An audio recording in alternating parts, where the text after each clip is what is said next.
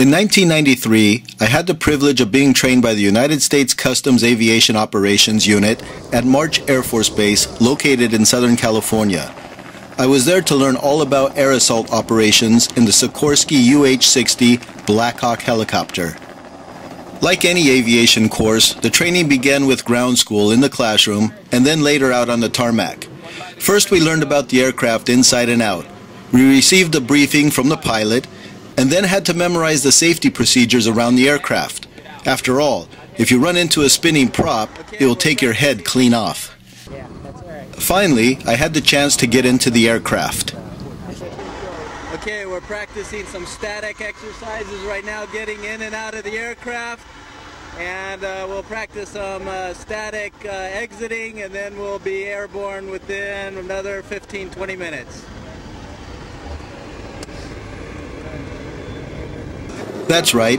I and my fellow SWAT officers from various agencies with me had to do a lot of static training, boarding and debarking the aircraft in a tactical manner under the watchful eye of the crew chief.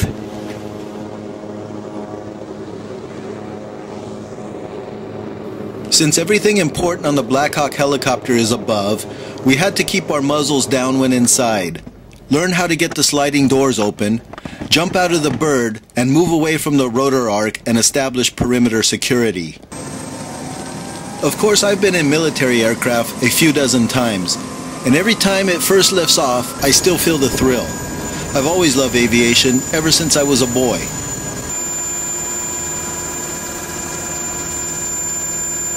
Once you're strapped in and on the way to the landing zone, there's not much to do except enjoy the view from above.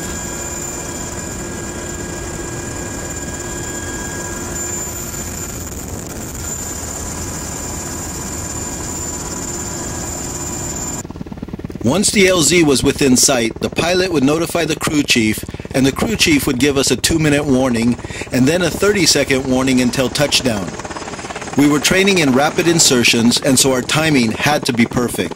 This meant having to land and take off several times.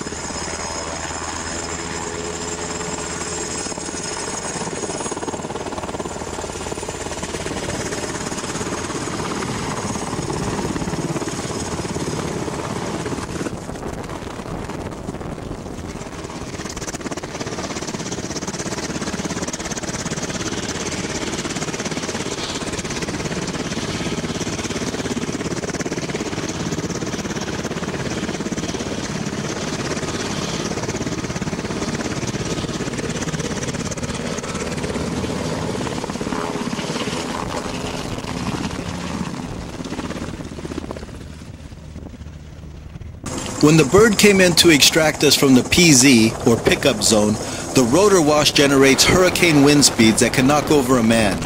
Learning how to lean into it is something you can't learn in a training manual. You've got to experience it to appreciate it.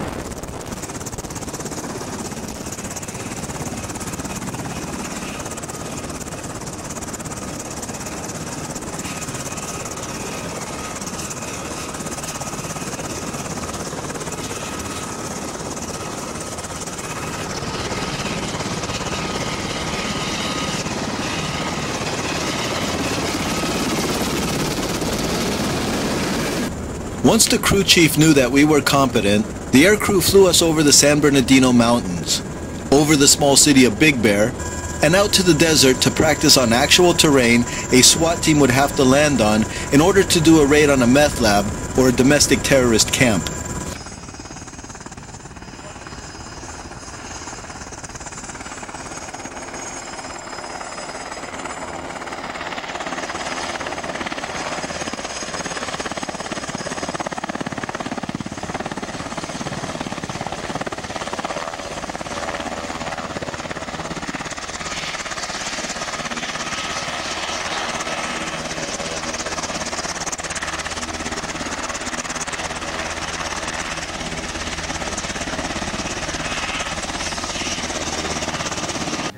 A few weeks later, in the Lake Hemet wilderness area, my air assault training was put to the test. I, along with 3 other tactics instructors, were in charge of running a large-scale training mission involving several police SWAT teams and a cadre of Army Special Forces instructors. The U.S. Customs Aviation Operations Unit provided us with air support. The mission was to insert sniper teams and assault teams into an area of operations close to the objective, but not close enough to alert the bad guys, who were role players in our elaborate scenario. Once teams were flown in and placed on the ground, the teams had to hike to the objective. The snipers neutralized their targets, and the assault teams did the building entries. The training I received from the United States Customs Aviation Operations Unit was top-notch, and it is a unit that has my deepest respect.